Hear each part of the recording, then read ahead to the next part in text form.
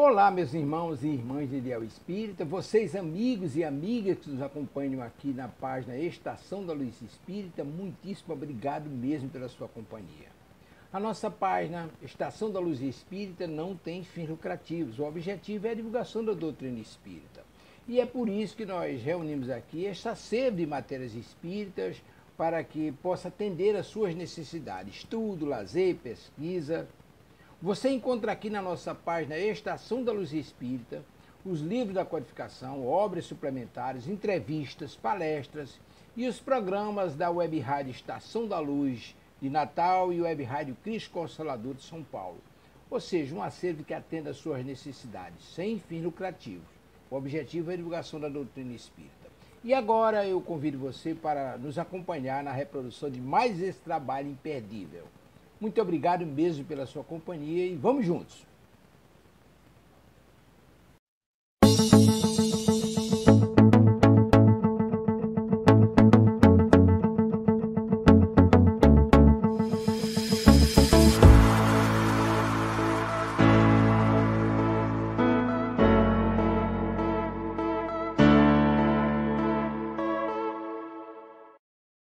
Olá, queridas amigas e amigos de Ideal Espírita. É com muita satisfação que iniciamos agora pela nossa Web Rádio Cristo Consolador mais um programa Aprendendo com os Clássicos. Esse programa onde nós estamos estudando o clássico da literatura espírita, Nossos Filhos São Espíritos, de Hermínio Miranda, né? Mas, como nós sempre fazemos, antes de iniciar propriamente o nosso programa, nós oramos, pedindo aos queridos amigos espirituais que nos auxiliem na realização de mais um trabalhinho.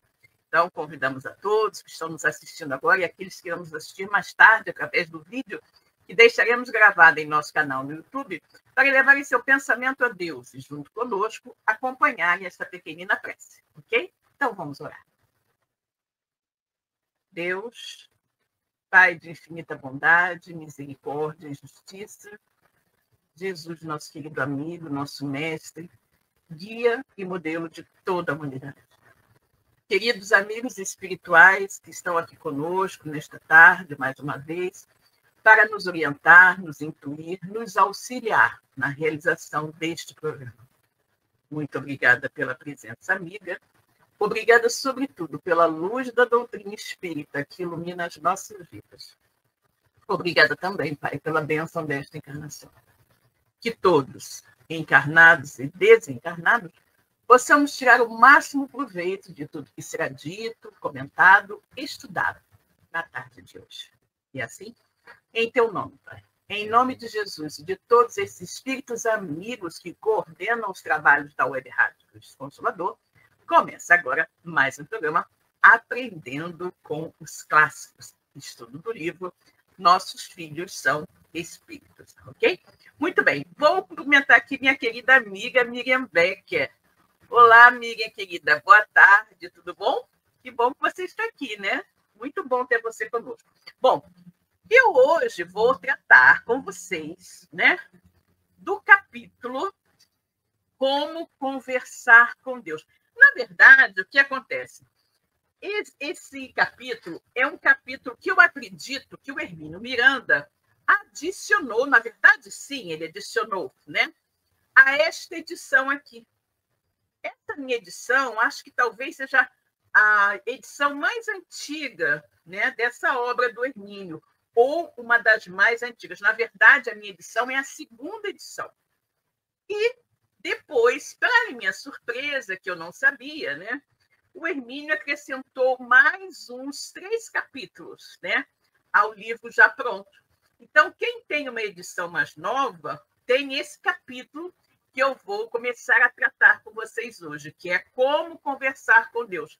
Mas no meu livro não tinha. Então, foi justamente a minha querida amiga Miriam Becker que mandou para mim, né, esses capítulos adicionais, para que nós pudéssemos realmente estudá-los aqui com vocês, né? Então, hoje, vamos estudar um desses capítulos que a minha segunda edição da obra não tem, mas que as edições novas têm. Eu não sei nem qual é a edição da Miriam, né? Mas esse livro já foi editado muitas vezes, né? Que é um clássico, como falei para vocês. Mas nós estamos aqui com o conteúdo completo, nem isso que importa. Bom, então vamos lá, gente. O capítulo no livro dos livros novos, imagino eu, é o capítulo 24, Como Conversar com Deus. E o Hermínio Miranda começa dizendo o seguinte: sugeri a Lures neste livro que você deve orar e que, se não sabe orar, trate de aprender. Exatamente, gente. A oração nos conecta com Deus, né, de uma maneira maravilhosa. E a gente até costuma dizer, né? Se você está com algum problema, ora que melhora, né? Por incrível que pareça, há muita gente que não sabe fazê-lo. A amiga está aqui nos dizendo que o livro dela é a 6ª edição, né? O meu é da 6ª edição, pois é. O meu é da 2ª, bem mais antiguinho que o seu, né? Então, ele diz assim: por incrível que pareça, há muita gente que não sabe orar, né? Não sabe fazê-lo. A prece é uma conversa com Deus. E conversa não precisa de fórmulas, ritos ou posturas especiais. O tom da conversa está sempre relacionado com o grau de intimidade com a pessoa a qual você se dirige, né? Então, o tom que nós vamos dar a essa nossa prece, conversando com Deus e tudo mais, né, vai depender de como nós nos sentimos naturalmente próximos a Deus, conectados com Deus. Com Deus, o relacionamento se caracteriza como da maior intimidade. Você está falando com seu pai, né? Com seu pai, com alguém com aquele que te criou, aquele que te ama profundamente, apesar de todos os seus erros, apesar de todas as suas besteiras, né?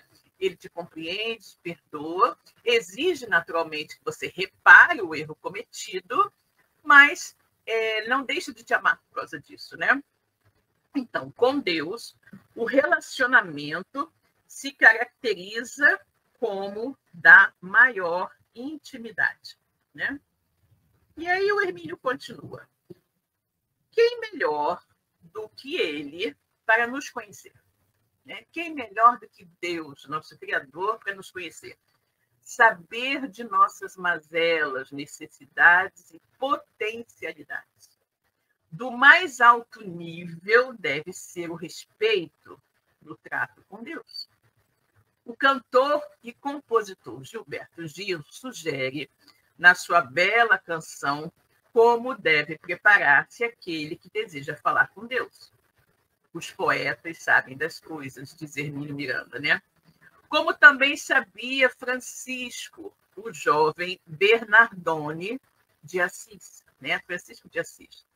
Na década de 50, vivíamos em Nova York, nos Estados Unidos, quando ganhamos da Malvina Dolabella um pergaminho com a prece de Francisco, que ele havia posto em versos, aliás, que a Malvina Dolabella havia posto em versos e divulgava entre os amigos. Dizia assim: atende-me, Senhor, torna-me entre os mortais um instrumento fiel da tua grande paz.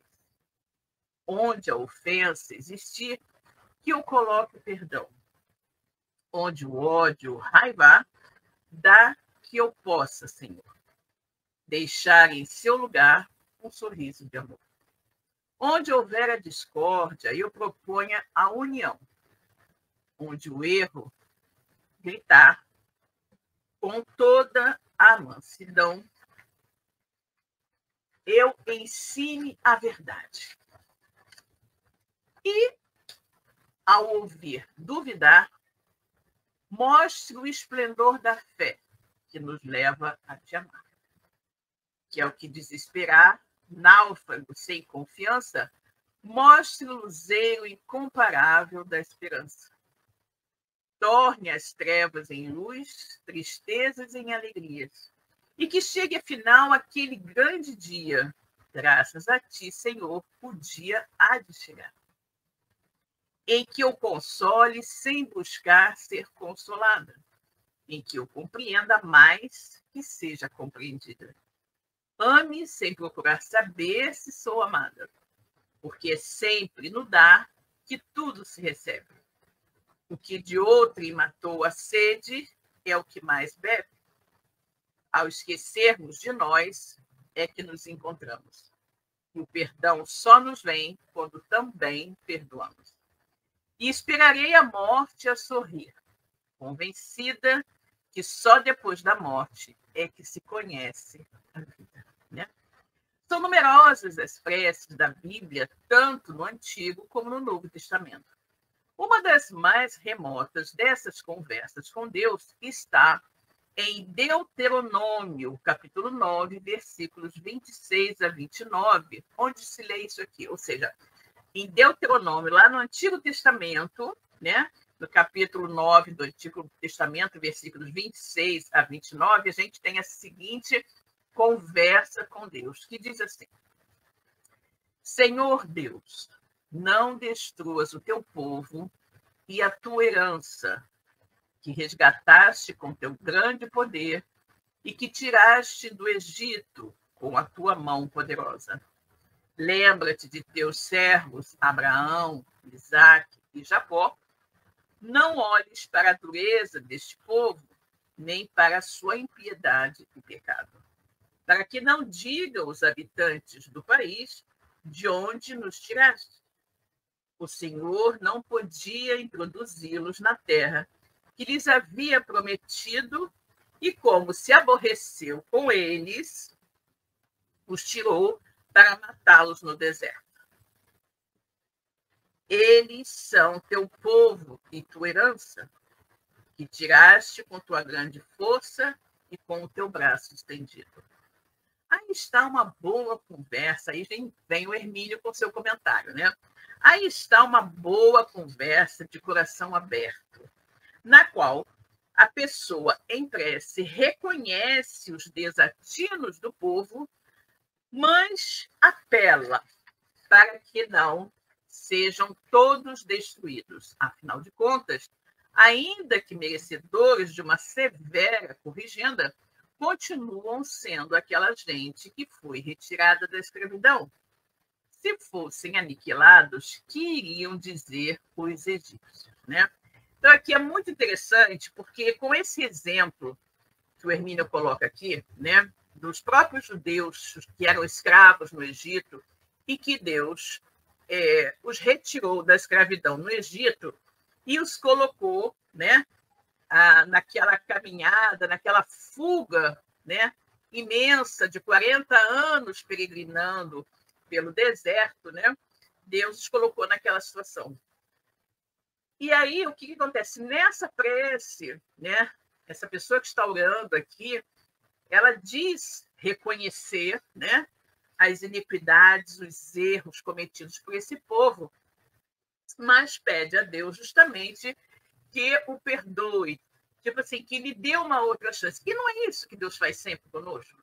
Deus sempre nos perdoa os erros cometidos, mas ele não nos exime da corrigenda, né? Da reparação do erro cometido. Mas ele nos perdoa e, por nos perdoar, nos dá a chance de uma nova existência, onde nós iremos, não é, corrigir o que fizemos mal feito. Né? E aprender, muitas vezes, a valorizar numa existência mais difícil o que nós não valorizamos numa outra existência. Né? Então, o que está falando aqui? O povo egípcio, o egípcio não, o povo judeu, foi retirado da escravidão no Egito, né? Caminhou durante aqueles 40 anos no deserto e, durante esse período, fez muitas coisas erradas, né? Fez muitas coisas erradas também, além daquelas que eles haviam feito no Egito. Mas Deus lhes deu justamente aquele período de expiação no deserto, até encontrar um local, para redimi-los das faltas todas que haviam cometido no período em que estavam escravos no Egito, né? E outros até. Então, nós temos, quando nós vemos, né, quando nós entendemos a nossa existência aqui na Terra, onde nós, às vezes, estamos em sofrimento, passando por dificuldades, nós todos temos que entender, né, entender que estamos simplesmente, né, expiando erros cometidos em vidas anteriores. Ou seja, Deus nos perdoou? Sim, com certeza. Nos perdoou porque entende a nossa fraqueza, entende a nossa ignorância ainda como espíritos muito atrasados. Mas, para que nós aprendamos a fazer a coisa certa, nós temos que, de uma certa forma, expiar, né? Corrigir o erro. Porque se não houver nenhum tipo de expiação, nenhum tipo de corrigenda aplicada aos erros cometidos por nós não vamos aprender. É como aquela criança, né, que bagunça o quarto todo e a mãe não manda ele arrumar. Pede que a auxiliar da casa, né, vá lá e arrume o quarto. O menino, obviamente, ele não tem trabalho nenhum para arrumar o quarto, ele vai desarrumar tudo outra vez. Mas se ele desarruma e a mãe manda ele arrumar, ele vai ter muito mais cuidado, porque ele não vai querer ter que arrumar outra vez, né? Então é isso que Deus faz, né? Deus nos faz sempre colher o fruto da nossa semeadura. E nem sempre os frutos serão frutos doces, né? Mas se nós plantamos, nós temos que colher. Então realmente essa é uma ideia muito, muito correta, né? Muito, muito correta. Vamos cumprimentar aqui a nossa querida amiga Maria de Fátima Enes, que chegou aqui também. Boa tarde, Silvia, irmãos. Boa tarde, Fátima. Que bom que você está aqui, né? E aí, prosseguindo, nós vamos ver. Lutero costumava orar diante da janela aberta, contemplando a imensidão cósmica. Em carta ao amigo Melanchthon, escreveu certa vez: ó meu Felipe, é a prece que governa o mundo. Por ela, tudo conseguimos realizar. Levantamo-nos das nossas quedas, suportamos o irremediável, destruímos o mal e conservamos o bem. Tudo isso através da prece. A prece é realmente uma maravilha. Certa vez, ao encontrar Melanchthon deprimido e praticamente nas últimas, virou-se para a janela e orou como nunca, com aquela convicção inquebrantável que sempre demonstrou.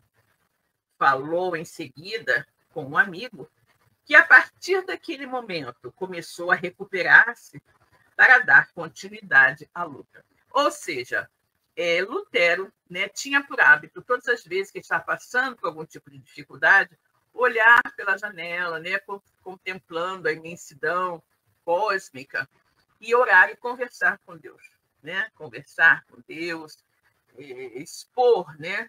Expor as suas dúvidas, os seus tormentos, as suas angústias, abrindo efetivamente o coração com Deus. E aí, uma vez, o seu amigo Felipe Melanchthon estava muito deprimido, arrasado, assim, na última mesmo. E aí Lutero, né, falou que ele deveria o quê? Ele deveria se erguer. E o Lutero aproveitou também e orou pelo Melanchthon, né? Ele se virou para a janela e orou com muito fervor por esse amigo, né? E a partir daquele momento, o amigo dele começou a se recuperar, né? E, obviamente, que ele também deve ter conversado com o amigo, estimulado, né, a orar juntamente com ele e pedir a Deus que lhe desse força. Porque o que acontece? Quando nós vivenciamos dificuldades na nossa vida, aquelas dificuldades são nossas. Nós não devemos, né, nem não podemos pedir a Deus que elimine aquela dificuldade, aquele problema das nossas vidas, mas que nos auxilie, né, a encontrar a melhor solução, né? Já que estamos carregando o fardo é nosso, ele não pode ser retirado do nosso ombro, porque senão vai ser colocado no ombro de quem, não é mesmo? Então, nós não vamos pedir a Deus que retire o fardo dos nossos ombros, mas que fortaleça os nossos ombros para que nós possamos carregá-los sem maiores dificuldades, né? O fardo é meu, sem dúvida. Que Deus me dê forças para carregá-lo com dignidade, né? Exatamente. E aí, né, ele continua. Mais tarde, diria como foi aquela dramática conversa com Deus. Ou seja, Lutero, mais tarde, iria dizer, né, como foi, né, como foi aquela dramática conversa que ele teve com Deus a respeito do seu amigo Felipe Melanchthon, né? E aí ele diz: ainda bem né? Ele conversando com Deus. Ainda bem que o Senhor me ouviu, explicou. Atirei-lhe o fardo à sua porta, enchi-lhe os ouvidos com todas as suas promessas de apoio. Disse-lhe que era preciso que me atendesse para que eu continuasse a crer. Também o Cristo orava com frequência nas suas longas e sofridas meditações, pois a prece é o fio invisível de nossa ligação com Deus. Nós sabemos muito bem disso, né? Quantas vezes Jesus se retirou para o horto para orar, né?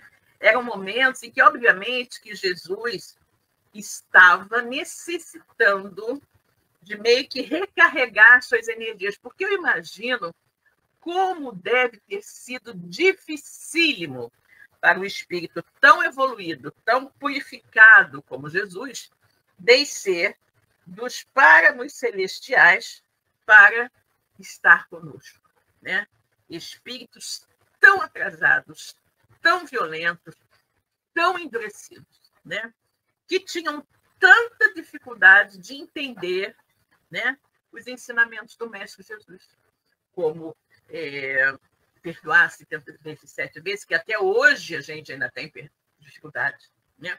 Amar os inimigos, né? Ser manso e pacífico, tudo isso. Então, Jesus transmitindo aquelas mensagens àquele povo, e eu diria, quando eu digo aquele povo, né, é a mesma coisa que hoje, porque muitas coisas a gente continua fazendo da mesma maneira, né? Quantos dizem não conseguir perdoar essa ou aquela pessoa, esse ou aquele fato, não é? Então, para Jesus, a quem essas recomendações já faziam parte do seu viver, né, do seu viver, quando ele ensinava, né, para nós que devíamos, né, perdoar 70 vezes 7, a gente sentia tanta dificuldade e às vezes continuava a cometer iniquidade. E imagino como era difícil para Jesus, né? Como era desgastante para o Mestre Jesus estar com espíritos tão atrasados como nós, né? Tão atrasados como nós, que tínhamos e ainda temos tantas dificuldades para entender coisas que para Jesus eram muito óbvias e simples, né? Então, Jesus, né, ele orava com frequência nas suas longas e sofridas meditações, pois a prece é o fio visível de nossa ligação com Deus. Jesus orava para se restabelecer, para se fortalecer diante de tantas iniquidades, né? O recurso da prece está sempre à nossa disposição em qualquer lugar, em qualquer momento, em qualquer situação. Não precisa nem mesmo ser verbalizada em voz alta, basta ser pensada. Exatamente. É muito interessante quando as pessoas, né, sobretudo na pandemia, muitos templos religiosos ficaram fechados. Então, você tinha igrejas fechadas, né? Você tinha templos evangélicos fechados, centros de umbanda fechados, centros espíritas fechados, e muitas pessoas estavam querendo, né, que esses templos fossem reabertos o mais rápido possível, só que as autoridades sanitárias não permitiam que assim fosse, em virtude do contágio da pandemia de Covid-19. E as pessoas diziam, né, que elas precisavam muito estar ali naquele ambiente, naquele templo de pedra, para poderem melhor se conectar com Deus. Mas nada disso é necessário. Nós não precisamos de nenhum lugar específico, nenhum lugar especial para nos conectarmos com Deus, para fazermos uma prece, né? A gente não precisa de nada, a gente não precisa nem falar em voz alta a prece. A gente precisa pensar. E nós podemos fazer isso em qualquer momento das nossas vidas, né? Nós podemos fazer isso, de repente, a dona de casa, quando está ali preparando o almoço, pode estar orando, né? Quando você está tomando banho, você pode estar se comunicando com Deus. Quando você está dirigindo também. Quando você está no ponto do ônibus, quando você está sentado no metrô, sentado no ônibus. Em qualquer momento em que você esteja silencioso com você mesmo, você pode estar falando com Deus. E não necessita estar numa igreja, num templo protestante, evangélico, nem no centro espírita para isso, né? Qualquer local, né? Qualquer momento, qualquer situação, você pode se conectar com Deus, né? A criança deve ser habituada a orar, desde o início, de preferência com as suas palavras, a seu jeito, né? Há numerosas oportunidades para isso em diferentes horas do dia, quando acorda de manhã, quando se deita à noite para dormir, quando se prepara para sair à rua, ou se põe à mesa para a refeição, quando alguém da família está doente, né? Ou simplesmente para agradecer o privilégio da vida, da saúde, das oportunidades de aprendizado e maturação espiritual. Nós não precisamos efetivamente falar com Deus apenas naqueles momentos que a gente quer pedir alguma coisa. É muito bom que a gente lembre de falar com Deus para agradecer também, né? Agradecer por mais um dia de vida, por mais um dia de experiência no mundo material, agradecer por uma benesse recebida, agradecer muitas vezes por termos tido controle sobre as nossas emoções, né? Porque às vezes aquelas pessoas chamadas pavio curto, né? Elas não querem mais ser pavio curto e aí elas pedem a Deus que as ajude a se controlar diante de uma dificuldade, diante de um desafio qualquer. E quando elas conseguem não ser pavio curto, não explodir, é natural que elas agradeçam a Deus por terem conseguido superar, né? Aquele seu rompante. Então, nós temos 1 milhão de coisas para agradecer a Deus todo dia, né? Se você for pensar exatamente, quando o simples fato de você acordar, né, é um motivo para agradecer a Deus. Agradecer a Deus de estar acordando, de estar com mais um dia de vida, com saúde, né, com seu emprego, com sua casa, né, com um teto, com uma roupa para se vestir, com um sapato para proteger seus pés, com uma comida para você se alimentar, né? Com as suas pernas que levam você de um lugar a outro, os seus ouvidos que ouvem tudo o que está ocorrendo ao seu redor, seus olhos que veem, a sua boca que pode falar, né? Seu nariz que pode cheirar, seu raciocínio que pode auxiliá-lo na tomada de decisões, né? Então, nós temos muitas, muitas coisas a agradecer a Deus todos os dias, né? E se nós nos pararmos, nos detivermos, né, em agradecer por tudo que nós temos, nós certamente não vamos ter tempo para reclamar de alguma coisa, nem para pedir coisa alguma, né? Porque temos muito, muito, muito a agradecer, né? Enfim, são muitas as situações, qualquer que seja a filiação religiosa dos pais. Ore, cada um, dentro do contexto de suas crenças e costumes. Judeus, muçulmanos, cristãos, espíritas, budistas, não importa. Por mais que se esforce tanta gente em achar que é dono de um Deus específico e exclusivo, na verdade, só há um Deus. Pai, né? Um Deus que é Pai de todos nós, Criador de todos nós, né? E que nos faz membros de uma só família universal. E, portanto, todos nós somos irmãos e irmãs, né? Exatamente isso. Por mais que os segmentos religiosos, né, queiram dizer ou queiram ser donos de Deus só para eles, né? Na verdade, Deus é o Deus de todos, né? Deus de todos. Essas divisões, né? Catolicismo, protestantismo, budismo, islamismo, né? Espiritismo, como segmentos religiosos, isso, na verdade, não existe, né? Porque o Deus é único para todos. É Pai de todos nós, é o Criador de todos nós. Então, nós somos, na verdade, irmãos, né? Irmãos, não importa essas divisões, né? Que os homens criaram, porque elas, na verdade, no fundo, nem existem, né? Quando desperto, peço a Deus que abençoe o dia que tenho pela frente.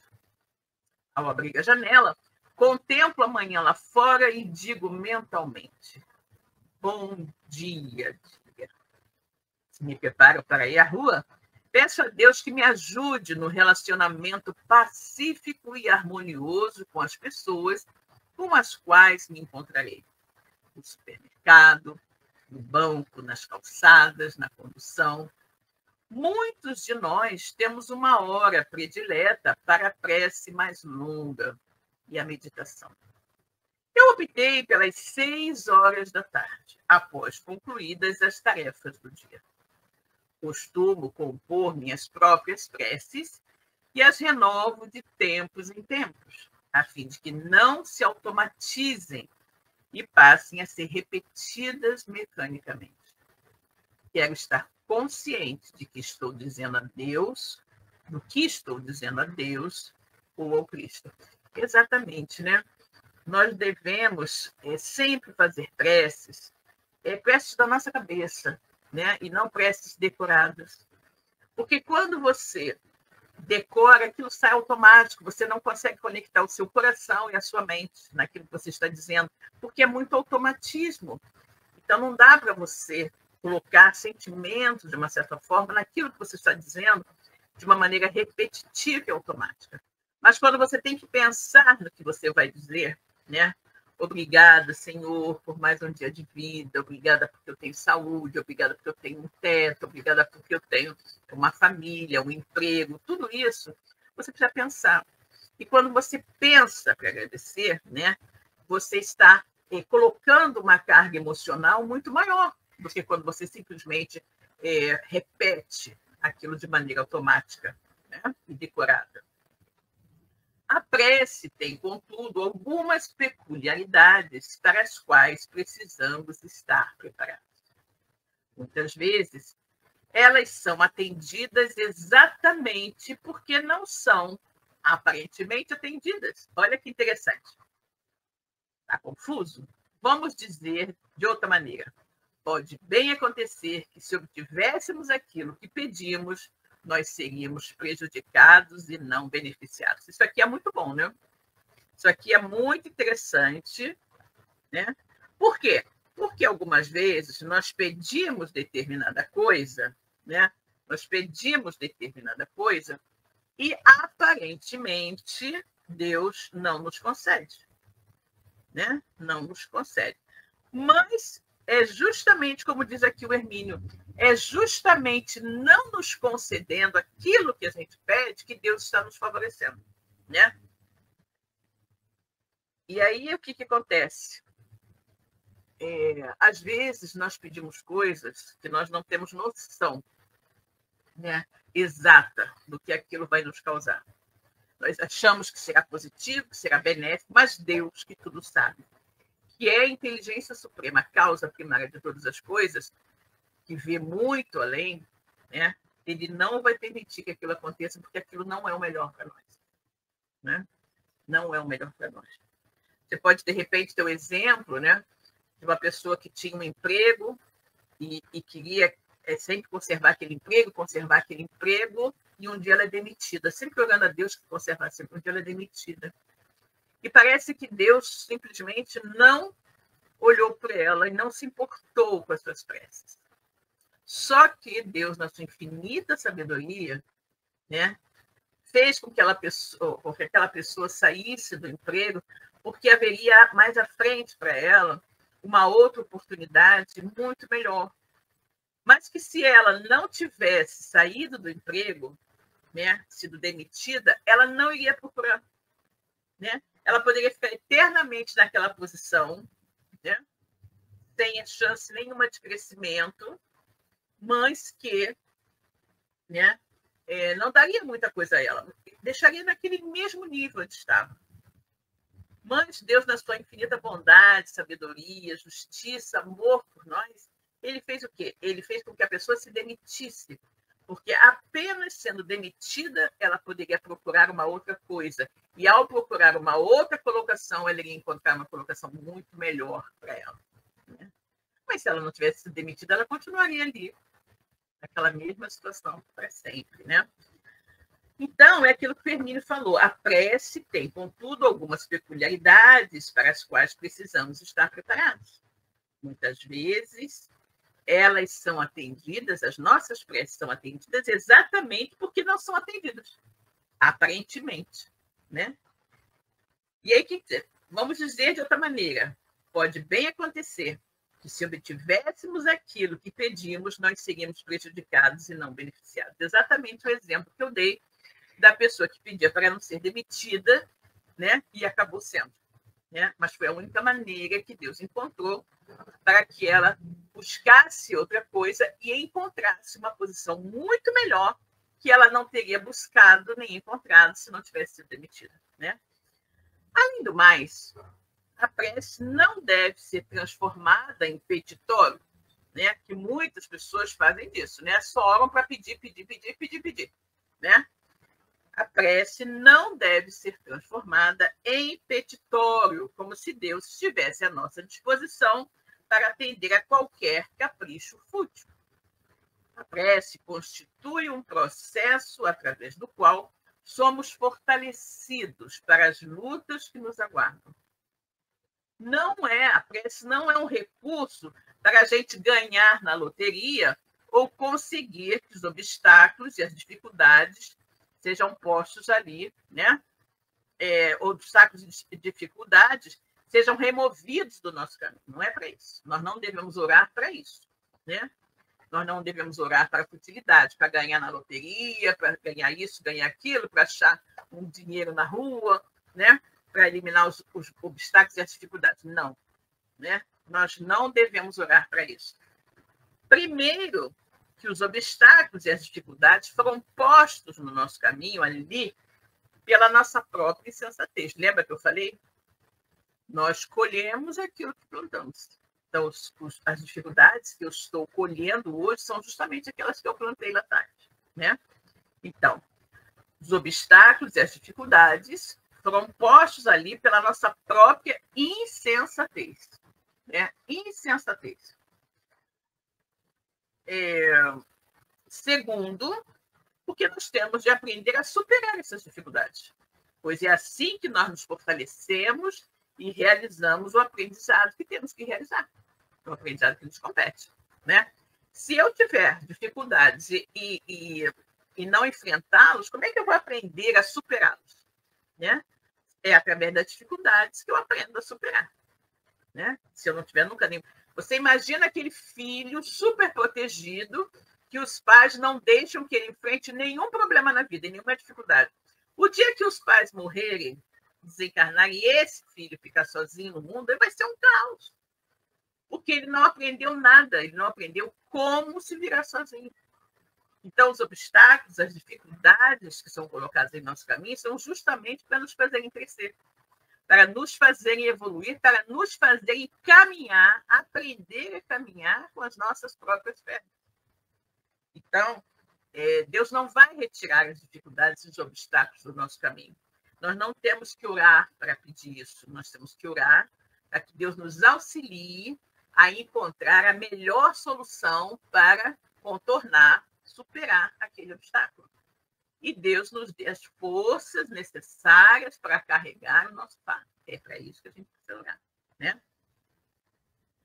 O leitor deverá estar pensando a essa altura que estou apelando para a pregação. Não isso. Estou falando de indiscutível realidade objetiva. Fora do campo religioso, a prece tem sido pesquisada, isso é uma verdade, tá, gente? Fora do campo religioso, a prece tem sido pesquisada cientificamente. E as descobertas surpreenderam muita gente. Exatamente, né? Nós temos já vários estudos científicos a respeito do poder da fé. E esse poder da fé tem sido, né, comprovado, muito bem comprovado cientificamente, né? Então, vamos ver, né, como ele coloca aqui. Fora do campo religioso, a prece tem sido pesquisada cientificamente e as descobertas surpreenderam muita gente. O meticuloso trabalho do Dr. Franklin Loya, nos Estados Unidos, demonstrou o poder da prece sobre a saúde e o crescimento das plantas, por exemplo, como relata seu livro The Power of Prayer on Plants. The Power of Praise on Plants, na verdade. Os resultados foram mensuráveis, ou seja, o poder da prece sobre as plantas, né? Os resultados foram mensuráveis. comparando-se 2 lotes de plantas da mesma espécie, semeadas e tratadas da mesma maneira. A única diferença entre os 2 grupos de plantas consistiu em que um deles, além de solo, água e luz, foi tratado com preces dirigidas às plantinhas ou à água com a qual elas foram regadas. Não era preciso nem dizer quais as plantas rezadas. Elas eram mais saudáveis, mais fortes, cresciam mais e produziam mais. Ou seja, fizeram a experiência, né? As mesmas plantas, as mesmas sementes, a mesma terra tratada, a mesma água, a mesma tudo era igual. A única diferença era que um grupo de plantinhas, a pessoa orava por elas, ou orava para a água, que a água desse mais energia às plantinhas e tudo mais. E aí, no final do experimento, pôde-se observar claramente um lote muito mais bonito, muito melhor desenvolvido do que o outro, né? Sobressaía a diferença, obviamente. Esse era o lote, né, pelo qual haviam orado, né? Remendo o leitor interessado ao texto número 40, O Poder da Prece sobre as Plantas, páginas 143 a 145 do livro De Kennedy ao Homem Artificial. Esse livro do Hermínio Miranda é também um livro do Hermínio Miranda. Se eu não me engano, esse livro de Kennedy ao Homem Artificial, ele foi escrito por Luciano dos Anjos, né? Luciano dos Anjos, sim. De Kennedy ao Homem Artificial. Este livro reúne crônicas que aí, pelo final da década de 60, exatamente, Luciano dos Anjos e eu escrevemos durante cerca de 3 anos para o extinto Diário de Notícias. Eles escreveram essas crônicas para o jornal o Diário de Notícias, jornal de grande tiragem e tradição do Rio de Janeiro. Um desses textos, publicado em 29 de novembro de 1968, foi sobre a prece, na páginas 100 a 102. Recorro a ele para alguns comentários adicionais. Né? A meu ver, há 2 tipos de pessoas que não oram: as que não sabem e as que não querem. Né? Então, temos 2 tipos de pessoas, né? 2 tipos de pessoas que não oram. Existem aquelas que não oram porque não sabem e aquelas que não oram porque não querem, né? Vejamos o que nos diz aqui a nossa Miriam Becker. Deveríamos focar que muitas vezes há males que vêm para o bem e confiar nos desígnios de Deus. Com certeza, Miriam, com certeza, né? Com certeza. Algumas vezes, uma coisa que a gente inicialmente acha que é ruim, né? Depois a gente descobre que foi muito bom. Né? Foi muito bom. Às vezes temos uma terrível tempestade, nossa, que chuva, não sei o quê, mas foi muito bom, porque limpou o ar, né? Molhou as plantas, fez com que a lavoura se desenvolvesse mais, porque estava bem irrigada, uma série de coisas. Né? Então, são casos que nós temos que analisar. Na verdade, nós temos que ter em mente que uma coisa é boa ou ruim segundo os resultados que ela vai dar. Né? Segundo os resultados que ela vai dar. Porque, às vezes, uma coisa que você considera muito boa, né? Muito boa, pode ser ruim se o resultado, no final, for um problema e não uma satisfação. Né? Então, ele continua aqui. Né? Então, há 2 tipos, né, de pessoas que não oram. Aquelas que não oram porque não sabem e aquelas que não oram porque não querem. Essa conversa é endereçada, de preferência, às primeiras, aquelas que não oram porque não sabem, né? Mas sem exclusão daquelas outras, né, que não oram porque não querem. Porque tanto umas como outras estão deixando de recorrer às energias superiores que sustentam o universo. Ou seja, tanto aquelas que não oram porque não sabem, como aquelas que não oram porque não querem, estão deixando de se utilizar de uma energia muito poderosa que sustenta o universo. Falando as que não aprenderam a orar, é de esperar-se que também alcancemos os indiferentes. Né? Ou seja, o que ele vai dizer agora tanto serve para aquela pessoa que não ora porque não sabe, quanto para aqueles que não oram porque não querem. né?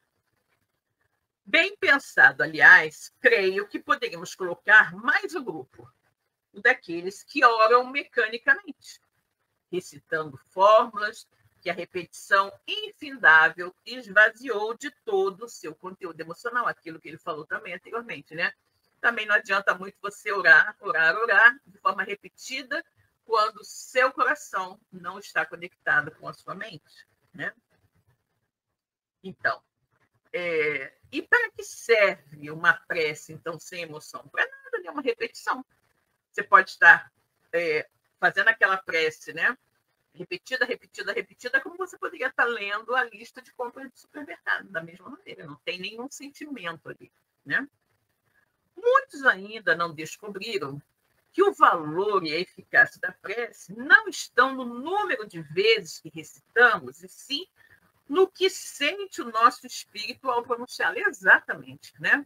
Não é a repetição, você rezar 10 Pai Nossos, 20 Ave Marias, que vai fazer com que a sua prece seja mais eficiente. De jeito nenhum, né? O que vai fazer com que essa prece seja eficiente é justamente a emoção, o sentimento que você vai colocar nela, quando você estiver orando, né?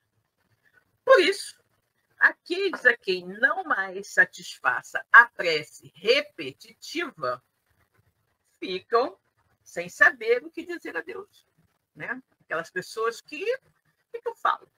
Como é que eu digo, né? Só sei falar isso, só sei rezar Ave Maria, Pai Nosso. Se eu não for falar isso, eu vou falar o quê, né? A enciclopédia britânica que andei consultando para escrever isto é muito erudita e técnica no exame da prece. Divide a prece em 3 tipos. Isso é a enciclopédia britânica. Ele consultou, né? O Hermínio consultou a enciclopédia britânica para, né, fazer esse estudo, escrever esse texto sobre a prece, né? E aí o que acontece? Ele diz, né, que ela tem, né, ela analisa, né, analisa a prece e divide a prece em 3 tipos, né? Segundo, seja dirigida a um ser superior, aquele que ora, né?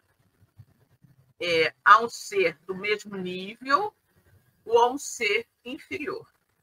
Ou que pelo menos o suplicante assim considere. Ou seja, olha que coisa interessante, né?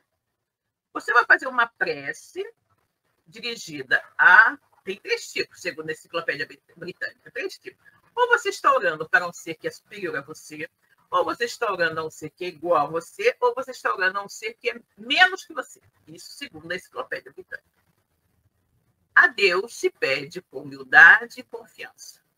A um santo com o qual se tenham tomado certas liberdades, muita gente propõe uma barganha, isto é, faz uma promessa, né? Mais ou menos no seguinte termo: você me dá isso que eu te prometo fazer aquilo.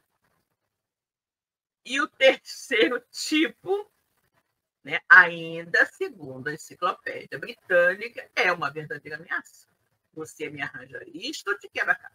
Olha que absurdo, gente. Olha que tipo de loucura essa análise da enciclopédia britânica. E olha que loucura se as pessoas realmente pensam dessa maneira, né? Até a segunda, eu até ainda aceito, né? Mas você fazer uma prece para um ser que você acha inferior a você e fazer ameaças, se não conseguir, eu acho muito estranho, né? Agora, a questão quando você faz, né, as barganhas, isso aí é porque você considera que aquela pessoa, aquele ser para quem você está orando, é tão inferiorizado quanto você, né? Que faria uma coisa para você em troca de algo material, né? Isso é você colocar esse espírito, esse santo, vamos dizer assim, da sua devoção, num patamar muito, muito inferior, ou seja, no mesmo patamar que você. E você considera que ele gosta das mesmas coisas que você. Então, de repente, você acha que é muito importante, sei lá, acender 10 velas em nome daquele santo. Será que ele quer isso? Qual a diferença para ele? Né? Você pode considerar determinadas coisas que para aquele espírito não faz a menor diferença. Ou subir a Igreja da Penha, as escadas da Igreja da Penha de joelho, para quê? Para que o espírito evoluído vai querer esse sacrifício? Para fazer alguma coisa, nós temos que ter em mente que Deus, porque acima de todos está Deus, que Deus vai nos conceder aquilo que nós precisarmos e, sobretudo, aquilo que nós merecermos. Independente de promessas, de barganhas que você faça, ou de ameaças que eventualmente possam ser feitas. É claro que Deus vai nos conceder aquilo que nós merecemos e precisamos, né? Não é preciso dizer que estes dois últimos tipos de prece, entre aspas, estão fora de nossas cogitações aqui. Preces decoradas ou repetitivas também não são de minha preferência, como já vimos. Se a prece é um entendimento direto entre o ser humano e Deus, ou com um espírito superior em quem a gente confia, o Cristo, por exemplo, basta abrir o coração e deixá-lo falar. Uma conversa franca, leal, respeitosa e recolhida. Não é preciso procurar palavras difíceis, expressões rebuscadas, né? É preciso procurar palavras difíceis ou expressões rebuscadas, né? Não, a gente tem apenas que abrir o coração, né? Tem apenas que abrir o coração, falar com sinceridade. Essas palavras, né? Essas palavras difíceis, essas expressões rebuscadas, quase sempre não têm sinceridade, né? Com isso, a prece vira o quê? Vira um discurso. Um discurso político em campanha, né? Não se envergonhe de sua linguagem com Deus. Ele a entenderá perfeitamente. E quanto mais singela e humilde, melhor, porque é o sentimento por trás dela que vale, não as palavras bonitas, né? E aqui, gente, eu vou parar para comentar com vocês, né? Sobre um caso que a gente conhece, uma prece extremamente singela, né? Extremamente singela, mas que tinha muita validade, né? Muita validade. Existia um homem humilde, pobre, né? Muito simples, né? Muito simples, que todos os dias, quando levantava, ia para o campo trabalhar. Ele chegava no campo com a sua enxada para iniciar o seu trabalho, e ele dizia apenas isso: Senhor, nego velho está aqui. Né? Ou seja, ele apenas dizia: Senhor, eu estou aqui mais uma vez para esse trabalho. Né? E com essa expressão tão singela, Senhor, nego velho está aqui, ele queria dizer para Deus, e estava efetivamente dizendo: Senhor, eu estou aqui para mais um dia de vida, mais um dia de trabalho, que tudo corra bem, que eu possa fazer meu trabalho da melhor forma, que o Senhor me proteja, me ampare, me ajude a retornar para casa em segurança. Mais ou menos isso. Mas ele dizia simplesmente: Senhor, nego velho está aqui. Já era a prece dele. Deus sabia exatamente o que ele queria, né? Quando ele dizia essa frase. Não há necessidade de nós dizermos frases difíceis, palavras difíceis e rebuscadas. Deus sabe exatamente daquilo que nós precisamos, né? Ele sabe o que vai em nossos corações. Então, não são preces repetitivas, decoradas, ditas 10, 20, 30 vezes, que irão dar maior força, né, às nossas orações. Mas a sinceridade com que nós as proferimos, né? A sinceridade com que nós elevamos o nosso coração, o nosso pensamento a Deus e conversamos com Deus, com toda tranquilidade, com toda sinceridade, né? Abrindo efetivamente os nossos corações e mentes para Deus, falando o que nos vai no fundo da alma, o que nos preocupa, o que nos aflige, e solicitando que Deus nos dê as forças necessárias para superarmos aquela dificuldade, se for da sua vontade, se for do nosso merecimento. E também solicitando a Deus que nos ajude a sermos pacientes, compreensivos e resignados, se Deus não puder nos conceder aquilo que estamos pedindo, né? Então, é muito, muito interessante que nós aprendamos efetivamente a conversar com Deus, né?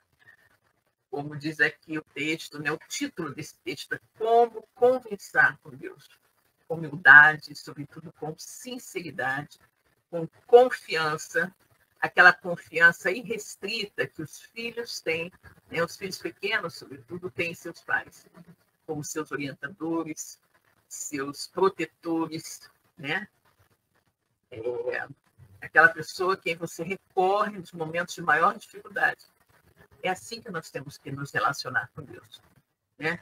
Com confiança, com amor, com respeito, na certeza de que Deus sempre nos dará o melhor, nos dará aquilo que nós efetivamente precisamos e merecemos. Ok? Bom, meus queridos, vamos ficando por aqui. O nosso texto, que é muito grande, não terminou, ficamos com uma partezinha para a próxima semana, né? Quando nós iremos concluí-lo, mas eu achei já muito bom o nosso estudo de hoje, muito interessante, né? E espero que vocês tenham gostado também, ok? Então, são quase 18 horas, uma boa noite para todos. Fiquem com Deus e até a próxima semana. Tchau, tchau.